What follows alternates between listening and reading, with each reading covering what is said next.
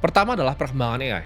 Jadi semua orang yang tadinya itu mau berinvestasi di kripto, ya dari 2021, 2022, ketika mereka melihat awalnya keluar kan language model ya GPT ya kan, berkembang dari 3,5 yang jelek sampai sekarang 5,2. Mereka coba lagi pakai Anthropic punya Claude yang paling baru. Sekarang udah berubah teknologinya. Jadi kita ada dua sisi yang kita lihat di dalam AI ini ya. Yang pertama kita lihat sisi dari perusahaan-perusahaan besarnya. Seperti Nvidia, TSMC, ASML, kita ngomong di sini Broadcom, Microsoft lah, satu proxy ke OpenAI juga. Ini nggak semuanya akhirnya berinvestasi di sini. Kenapa? Karena fund-fund besar banyak yang udah ketinggalan dengan harganya Nvidia yang sudah setinggi itu. Jadi mereka cari alternatif keduanya daripada perusahaan intinya yang mengembangkan misalnya hardware dan lain-lain. Mereka itu cari alternatif play-nya ya. Contohnya seperti tembaga ya. Kalau kita lihat ini bocoran sedikit, kalian lihat aja teman-teman lihat saham tembaga di seluruh dunia ya, mau di Indonesia, mau di US itu pasti naik semua. Perusahaan yang bikin koper. Kenapa? Karena semua kelistrikan, semua chip yang dipakai untuk bikin tadi Nvidia dan lain-lain itu semuanya pakai tembaga. Dan faktor kedua yang gue lihat selain AI, jadi kripto ini ketika ini keluar ya 2021 kalau kalian ingat, itu ketika yang disebut namanya altcoin season semua orang kan untung gitu.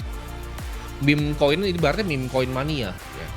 Nah, kemana semua pemain meme coin mania ini? Kita tahu larinya ke satu market namanya prediction market. Ini kan yang bikin billion dollar company ya. Kita lihat seperti Polymarket, seperti Kalshi.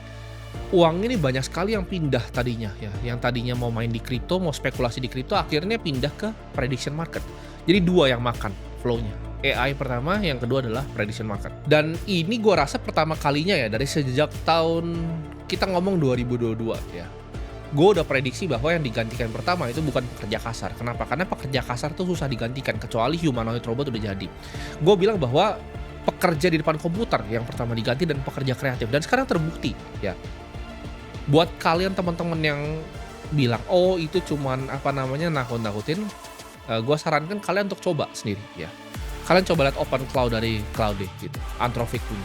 Sekarang tuh eranya sudah berubah teman-teman. Kayak gue sekarang ya, AI agent gue itu bisa ngerangkum semua grup WhatsApp gue hari ini dan kasih tahu gue 3 poin pentingnya.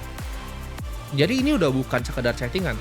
Kalau itu kan tahun 2022 ya. Tapi orang-orang yang udah lebih mendalami AI di 2025 dan 2026 ini. Misalnya nih contoh, gue mau analisa Nvidia ya. Gue bikin modelingnya di Excel, lalu gue screenshot gitu. Gue screen record. Mereka ngelihat itu, mereka pelajarin cara mikir gue seperti apa, lalu mereka kembangkan sendiri ya. Lalu gue bisa tembakin plugin-plugin yang gue masukin. Ya mungkin API call-nya sekarang masih mahal ya, per hari gue bisa sampai $100 keluarinnya gitu. Cuman ke depan itu gue rasa akan jadi sangat murah. Dan yang kita lihat apa hasilnya? Itu ngerjain lebih bagus dari gue. Jadi sekarang misalnya gue mau analisa ASML gitu kan, perusahaan litografi dari Belanda. Gue masukin aja tickernya, ASML, dia akan bikin sendiri Excel modelingnya lebih canggih dari fund manager manapun. Jadi ini udah bukan eranya cuman ngetik-ngetik, gue udah jarang banget pakai yang kayak ngetik-ngetik. Dia udah ngerjain task gue gitu.